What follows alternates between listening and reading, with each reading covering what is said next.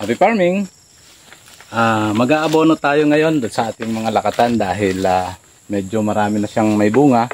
Bilang suporta, lalagyan natin siya ng potassium.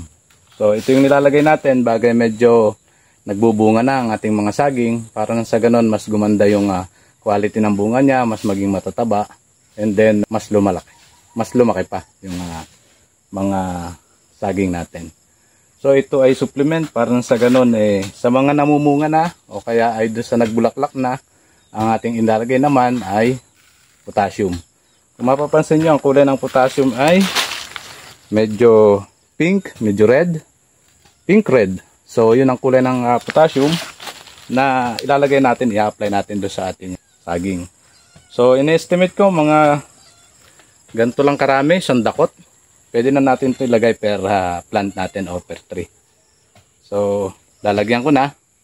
At sana pagkalooban tayo ng maayos na ani para magkaroon din tayo ng magandang kita.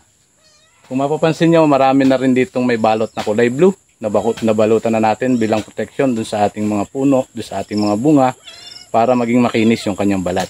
At ito ay magsisilbing fertilizer sa kanya para mas bumintog, mas maging mabigat yung ating production ng ating saging. So maglalagay na ako.